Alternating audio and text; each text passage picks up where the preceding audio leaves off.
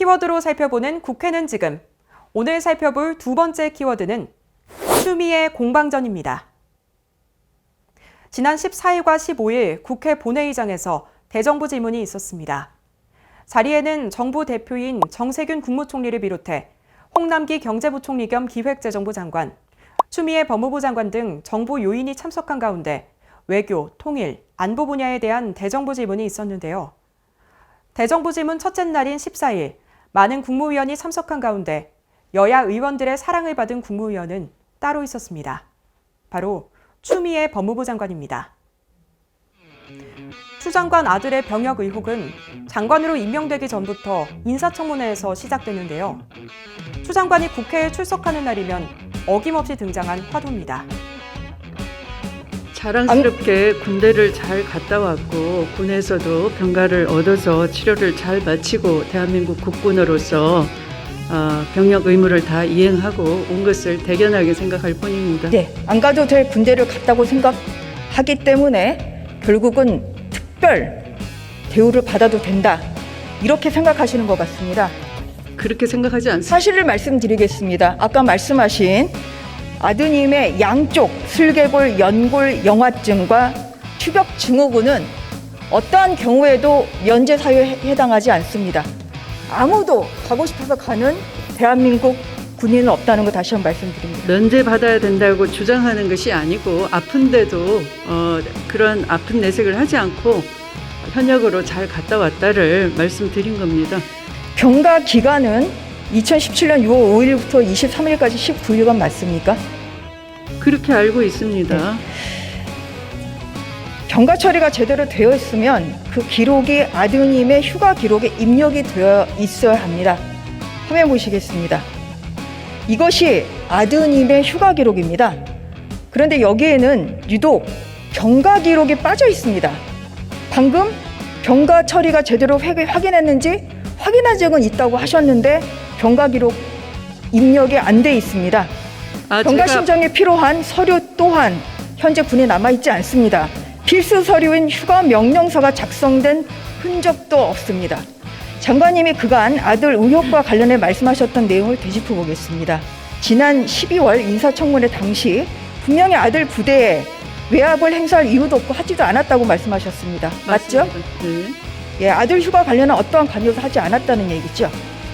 관여할 필요가 없었죠. 네. 아픈 아들. 여러 차례 나왔습니다만 네. 지난 2017년 6월 14일에 병가 연장 관련해서 국방부에 민원이 왔다, 이제 이렇게 확인이 되고 있습니다.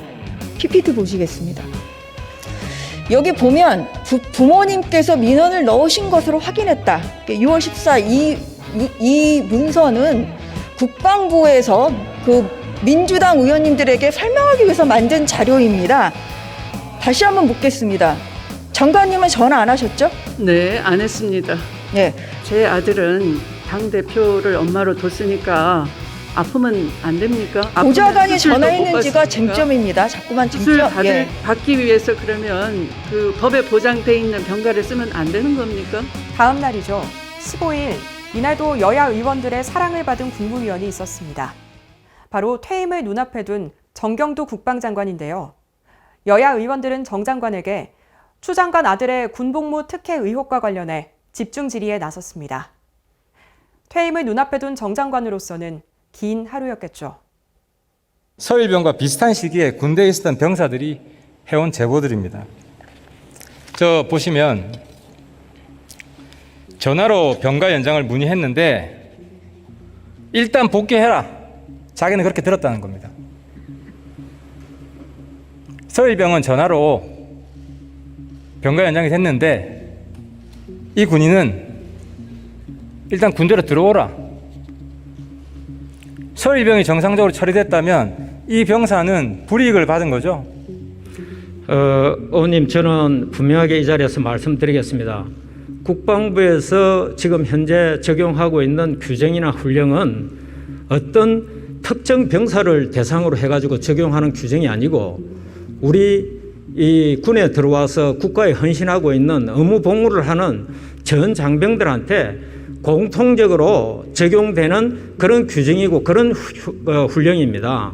그것이 누구한테 차별적으로 적용되거나 그렇게 저희는 그것을 얘기하지 않습니다. 또 하나 더 있습니다. 서일병은 4일 치료받고 19일 병가를 받았습니다. 근데 이분은 3일 치료 서류밖에 없어서 2주 병가 중에 10일은 병가를 못 받고 자기 영가에서 차감됐습니다. 서일병은 4일 치료받고 19일 병가를 받았는데 이 친구는 딱 4일밖에 못 받았어요. 서일병하고 큰 차이가 없는데 이 친구도 차별받은 거 맞죠? 그 친구처럼 해야 되는 것이 맞는 절차라고 저는 알고 있습니다. 장관님 좀 중요한 말씀하셨는데 이 제보 청년은 수술 서류가 3일밖에 안 돼서 2주 병가를 못 받고 10일은 영가로 넘어갔다는 거예요. 근데 서일병은 4일, 병원은 4일 서류밖에 없는데 19일 병가를 받았는데 이 제보 청년이 타당하고 서일병은 잘못됐다. 이 말씀을 하신 거죠, 방금? 원래 규정은 그렇게 되어 있는 것으로 제가 이해하고 있습니다. 제가 말한 게 맞죠? 예. 그러면 특혜가 있었네요, 서일병에게? 이 청년은 부대 훈련에서 다쳐 수술했는데 병가 연장이 안 됐습니다. 그래서 영가를 사용해야 했습니다. 이 친구도 서일병에 비해서 차별받은 거 맞죠? 과거에 저런 사례가 어떤 사례인지 제가 직접 확인한 부분이 아니라서 말씀 못 드렸는데 적어도 마찬가지 그 당시에 그 성인권자나 지휘관들이나 이런 사람들이 그 병사에 대한 배려를 해야 될 부분이 있었다고 생각이 됩니다. 그럼 이 친구는 불이익을 받은 거네요? 세심한 배려가 없어서? 만일에 그게 사실이라 그러면은 불이익을 받았다고 봐야 되겠습니다. 알겠습니다. 대다수 국민들은 서일병과 같은 혜택을 못 받았어요. 우리 절대다수 국민이 의리된 겁니다.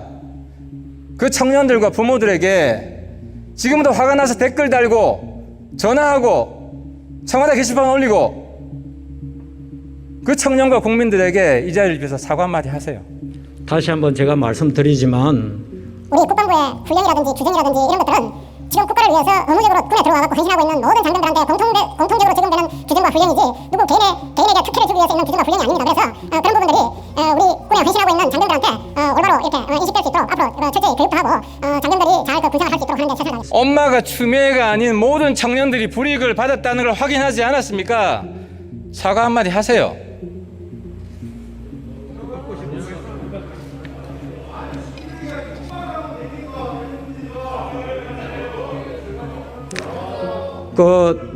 하여튼 제가 이 자리에서 드릴 수 있는 말씀은 어떤 특혜를 주기 위해서 있는 그런 우리 국방부의 운영 시스템은 아닌데 만에 하나라도 혹시 그런 규정이나 이런 것들을 제대로 적용 못 받아서 불이익이 있었다라고 그런 분이 계시면은 그 부분에 대해서는 국방부 장관으로서 앞으로는 그런 일이 없도록 철저히 좀 더 잘 관리하겠다 이렇게 제가 말씀드리겠습니다. 양해간 있었던 외교, 안보, 통일 분야는 코로나19 사태 이전부터 현재에 이르기까지 매우 중요한 사안입니다. 북한의 개성공단 연락소 폭파 이후 진전의 기미가 보이지 않는 남북관계, 11월 3일 대선을 앞두고 있는 미국과의 관계 등 국가의 현재와 미래가 걸린 사안들입니다. 그러나 양일간 치러진 대정부 질문에서는 미래에 대한 논의는 찾아보기 힘들었습니다.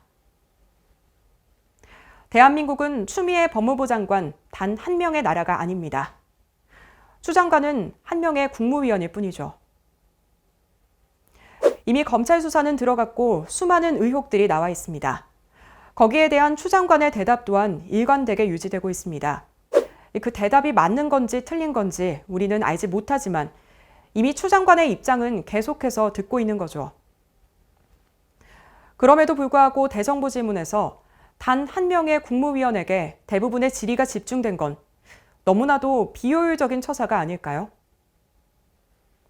여당은 어떨까요? 민주당 김용민 의원은 추 장관을 지키기 위해 국방부 훈련까지 조사해 추 장관을 변호하는 모습을 보였습니다. 여당 의원도 국회의원입니다.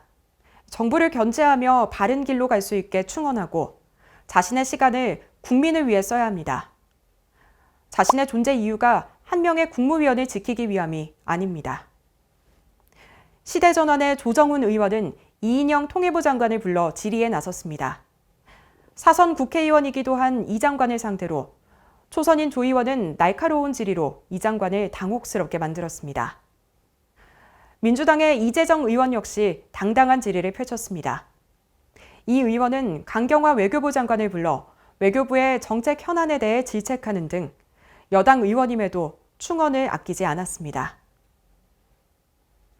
이날 두 의원이 보여준 모습이야말로 국회의 진정한 모습이지 않을까요?